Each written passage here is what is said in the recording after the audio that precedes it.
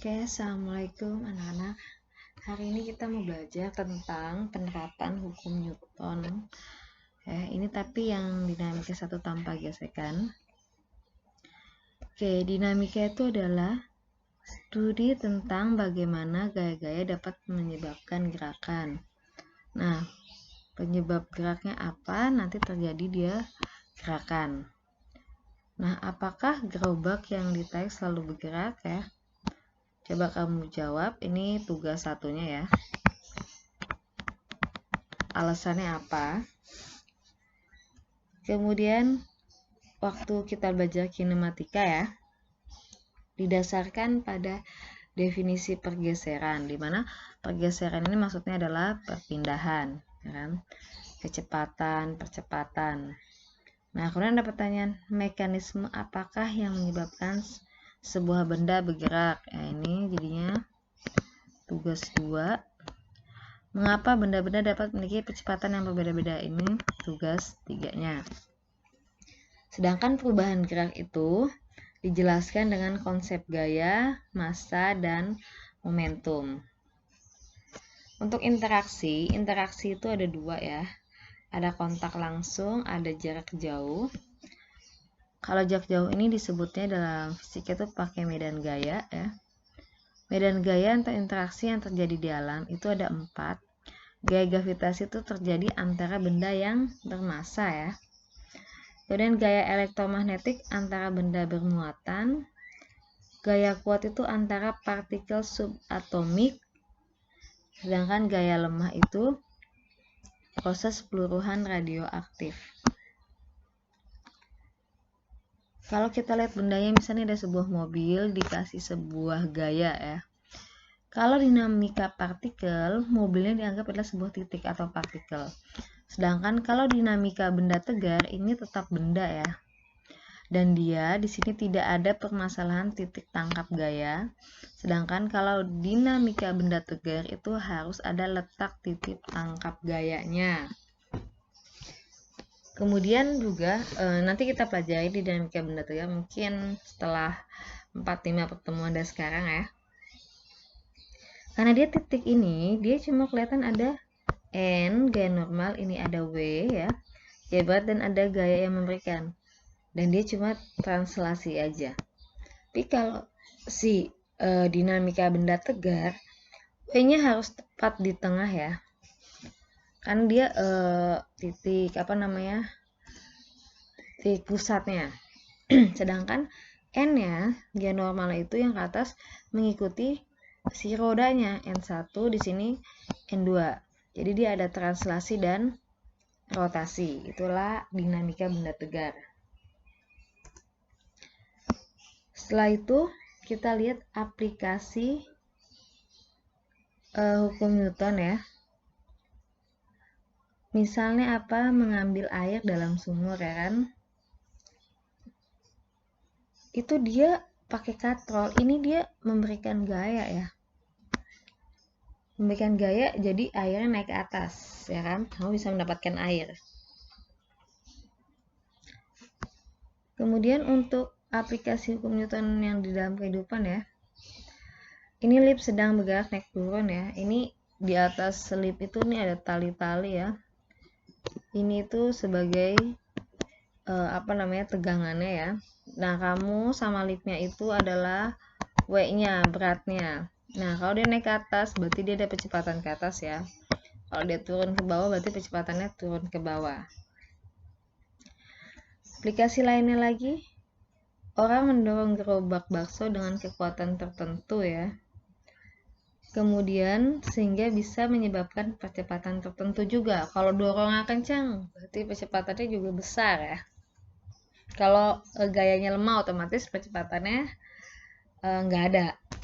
Kemudian bola yang diam, kemudian ditendang akan bergerak dengan percepatan tertentu. Kemudian ada tegangan tali.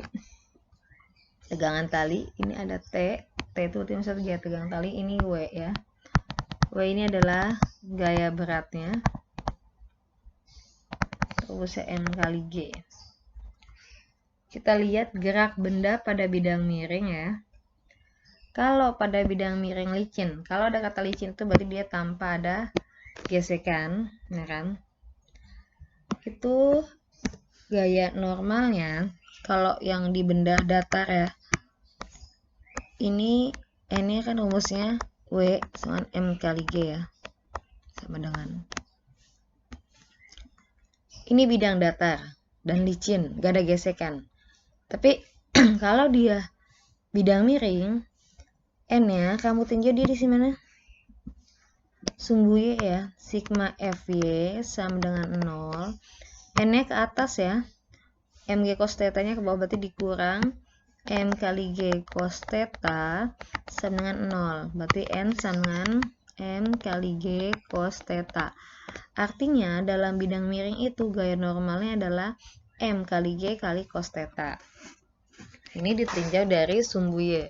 Sedangkan di sumbu X-nya ini ada MG sin theta. Nah, MG sin theta inilah yang menyebabkan benda turun ke bawah gaya ini. Kemudian untuk sistem katrol yang tanpa gesekan ya, ini dia ditaruh di atas meja, ceritanya ini turun ke bawah ya. Kalau A-nya ke bawah berarti ini A-nya ke kanan. Nah, ini M2 ya. Kenapa M2? Karena ini daisannya M2. Tapi kalau misalnya dari soalnya M1 berarti ini M1. Jadi M1 sama M2 itu tergantung ya. Ini juga M1. Kita lihat dia gayanya ke bawah. Berarti kan di sini ada tegangan ya.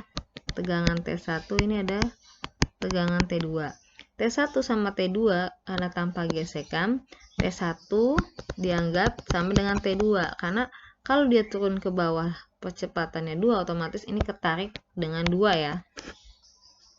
Oke, kita lihat lagi. Di sumbu X ini yang kamu lihat kan ini aja ya.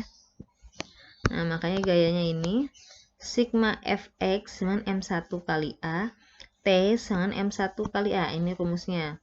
Kenapa sih di sumbu X M2 nggak ada? Karena dia digantung ya. Karena digantung dia nggak punya sumbu X. Justru si M2 punyanya adalah sumbu Y. Kenapa? Karena dia digantung.